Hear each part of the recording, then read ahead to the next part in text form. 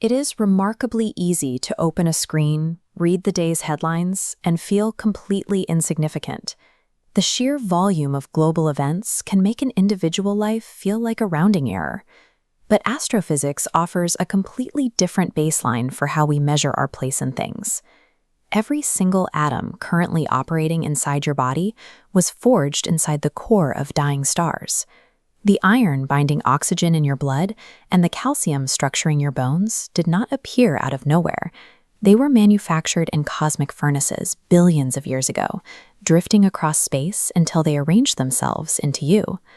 If we tune out the loudest daily distractions and look closely at the quiet corners of our planet, we can see exactly how this ancient cosmic material is currently behaving.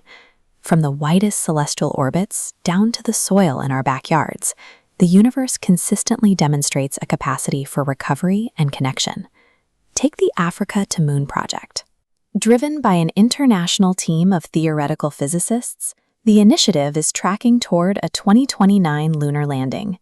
It is a milestone where human curiosity organizes itself, allowing the material of the cosmos to look back up at its origins.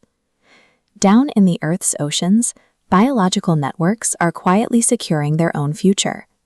Marine researchers recently documented a remarkably healthy Pavona clavis coral colony in the Great Barrier Reef that spans roughly half the length of a football field. Back on land, local communities in Uganda have organized robust anti-poaching initiatives and ecotourism structures. Through highly localized effort, mountain gorillas have steadily climbed in population and are officially off the critically endangered list. When we examine these wide lenses, a clear pattern emerges.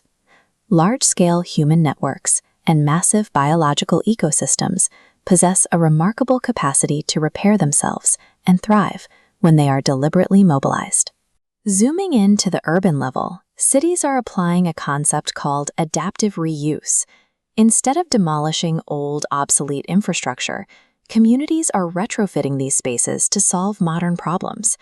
The Arcade in Providence, Rhode Island, illustrates this perfectly. Built in 1828 as the nation's oldest indoor shopping mall, it recently completed a full transition into an affordable housing complex to combat the ongoing housing shortage.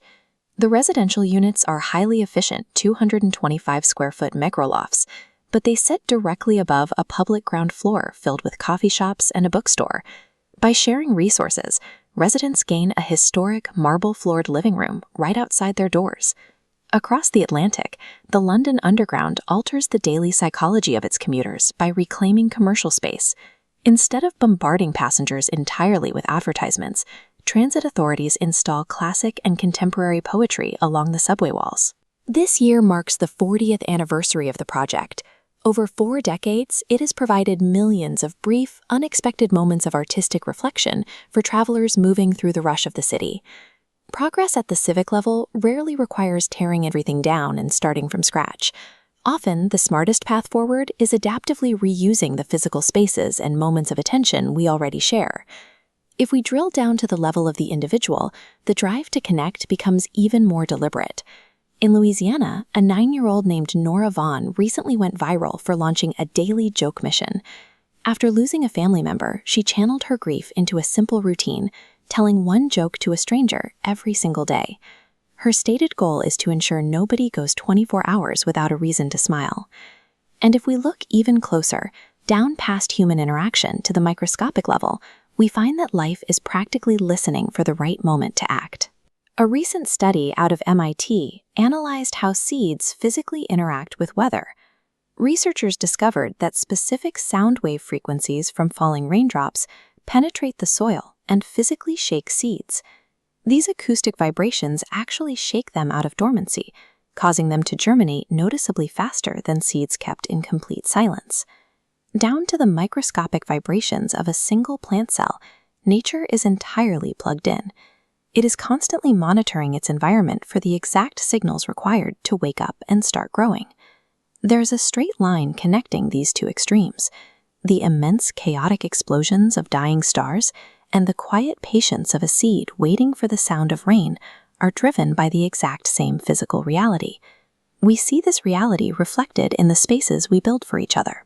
When the Birmingham Civil Rights Institute opens a dedicated sensory room, it highlights our biological drive to create accommodating, accessible environments for neurodivergent individuals. Looking at these examples together, the microlofts, the anti-poaching groups, and the joke missions, reveals a recurring architecture of empathy. They show that the same resilience we see in a germinating seed is expressed through human action, suggesting that our drive to adapt and care for one another is a persistent, universal trait. The constant stream of negative headlines can easily obscure this fact, but it doesn't erase it. You are a highly organized, living, breathing piece of cosmic history. You are a walking miracle of the universe. So, what incredible thing will you do with your Stardust today?